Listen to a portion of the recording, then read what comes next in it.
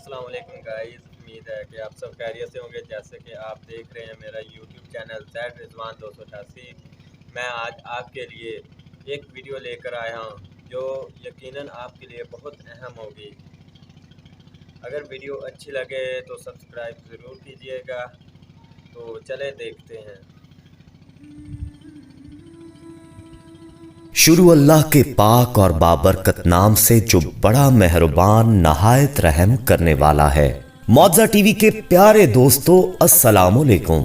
دوستو پچھلے دنوں سوشل میڈیا پر ایک ویڈیو وائرل ہوئی جس نے پوری دنیا میں دھوم مچا رکھی ہے کہ خانہ کعبہ کی چھت پر ایک فرشتہ نمودار ہوا اور اسے سعودی حکومت نے اپنی تحویل میں لے کر ریسرچ سینٹر میں قید کر رکھا ہے۔ آج کی ویڈیو میں ہم آپ کو بتائیں گے کہ یہ اصل میں معاملہ کیا تھا اور اس ویڈیو اور خبر کی کیا حقیقت ہے۔ پر یہ سب جاننے کے لیے دوستو آپ کو ہمارے ساتھ آخر تک جڑے رہنا ہوگا۔ اور ویڈیو شروع کرنے سے پہلے آپ سے گزارش ہے کہ ابھی تک جن دوستوں نے ہمارا چینل سبسکرائب نہیں کیا وہ ہمارا چینل معجزہ ٹی وی سبسکرائب کرتے ہوئے بیل آئیکن کو بھی کلک کر دیں تاکہ مزید معلوماتی دلچسپ ویڈیو سے بر وقت لطف اندوز ہو سکیں۔ تو آئیے دوستو آغاز کرتے ہیں آج کی ویڈیو کا اور آپ کو بتاتے ہیں کہ فرشتے کے اترنے اور قید ہونے کی تفصیل کیا ہے۔ ساتھیو یہ ویڈیو اور تصویر جو آپ اپنی سکرین پر دیکھ چکے ہیں، یہ تصویر اور ویڈیو فوٹیج اپنے موبائل سے عبد الرحیم نامی شخص نے لی، جس کا کہنا ہے کہ وہ پاکستان کے شہر قصور سے تعلق رکھتا ہے اور خانہ کعبہ میں صفائی کے کام پر 5 سال سے مامور رہا۔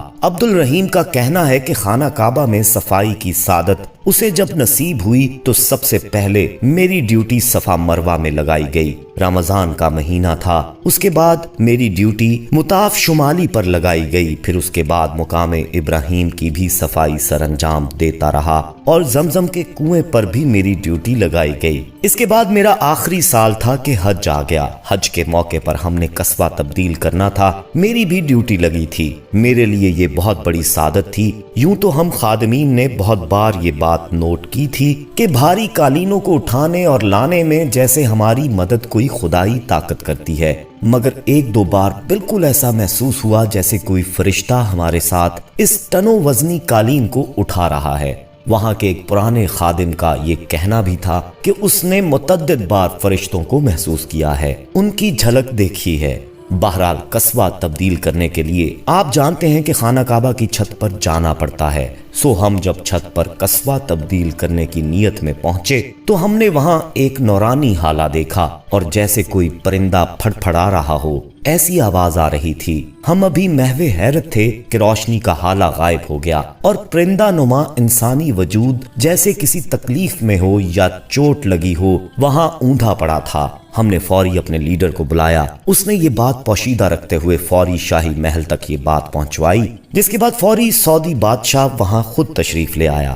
اس نے جب یہ منظر دیکھا تو بہت رازدارانہ طریقے سے اس پر کپڑا ڈلوا کر سیکیورٹی والوں کو حکم صادر کیا کہ اس کو فوری سعودی ریسرچ سینٹر لے جایا جائے۔ تب میں یہ ویڈیو فوٹیج چوری ان سب کے آنے سے پہلے بنا چکا تھا۔ سعودی حکومت نے اس واقعے کے بعد جتنے خادمین کی ڈیوٹی قصبہ کے لیے لگی تھی اور اس منظر سے واقف تھے ان کو فوری نوکریوں سے فارغ کر کے اپنے اپنے گھر واپس بھیج دیا۔ ہم لوگ چاروں ناچار واپس آ گئے، مگر ہمیں یہ سب اچھا نہیں لگا اور وہ پرندہ نما شخص جو کہ فرشتہ تھا یا اللہ کی کوئی اور مخلوق تھی، اس کے ساتھ انہوں نے کیا کیا، اس کا کیا بنا، ہمیں یہ سب نہیں معلوم ہو پایا۔ گھر واپس آ کر بھی میں اس خیال کو اور اس فرشتہ نما شخص کو بھول نہیں پایا۔ تبھی میں نے سوچا کہ یہ حقیقت دنیا کے سامنے آنی چاہیے اور میں نے سوشل میڈیا کا سہارا لیا۔ دوستو عبد الرحیم کی بتائی اس بات کو لے کر سوشل میڈیا پر کافی چرچا ہو رہا ہے۔ بہت سے لوگ اس بات کو سچ سمجھ رہے ہیں اور بہت سوں کا کہنا ہے کہ یہ سوشل میڈیا پر وائرل ہونے اور پیسے کمانے کے لیے جھوٹی خبر بنائی گئی ہے۔ لیکن دوستو آپ سب کا کیا کہنا ہے اس حوالے سے کہ کیا ایسا ہوا ہوگا؟ عبد الرحیم آیا کہ سچ بول رہا ہے یا جھوٹ؟ آپ کو کیا لگتا ہے؟ آپ ہمیں کامنٹ سیکشن میں اپنی رائے سے ضرور آگاہ کیجیے گا۔ اور دوستو جہاں تک بات ہے ہماری، ہمیں یہ واقعہ من کھڑت اور تصویر بھی جعلی لگ رہی ہے، باقی اللہ جانتا ہے سچ کیا ہے۔ مگر ایک بات یاد رکھیے گا دوستو کہ اللہ کے رازوں سے کبھی کوئی پردہ نہیں ہٹا سکا۔ जिस ने भी ऐसी कोई कोशिश की अल्लाह ताला के राजों को कुरेदने की, वो फौरी फना हुआ और उसको उस राज तक पहुंचने नहीं दिया गया।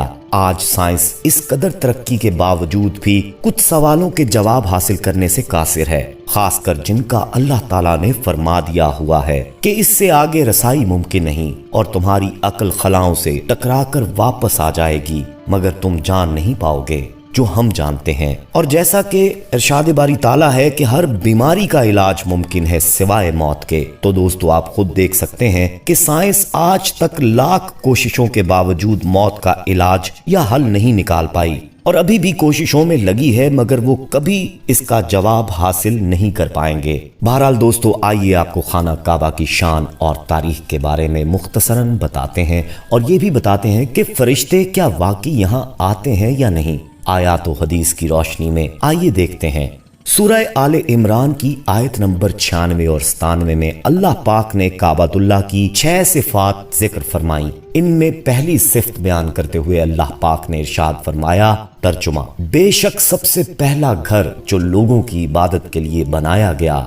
दोस्तों, इस आयत से मालूम हुआ कि काबा शरीफ दुनिया की सबसे पहली इबादत गाह है, बल्कि सहाबी हजरत इब्ने अब्बास रज़ियल्लाहु ताला अन्हु ने एक मुकाम पर काबा शरीफ को सूरतुल अर्ज़ फरमाया है।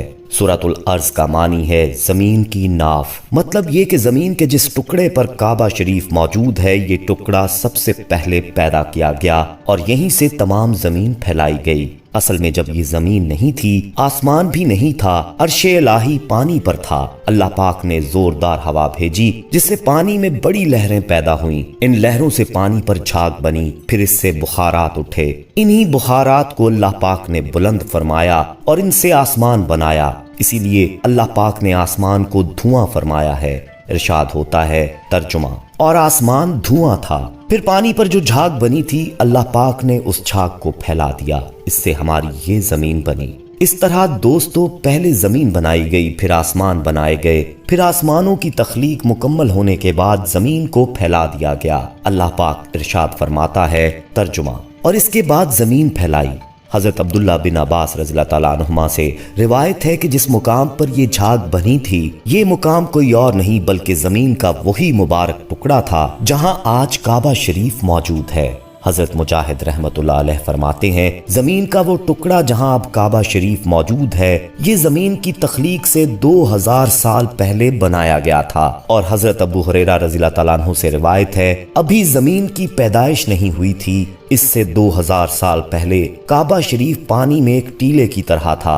यहाँ 2 फरिश्ते अल्लाह पाक की तस्बीह करते थे। फिर जब अल्लाह पाक ने जमीन की पैदाइश का इरादा फरमाया तो इसी टीले से जमीन को फैला दिया।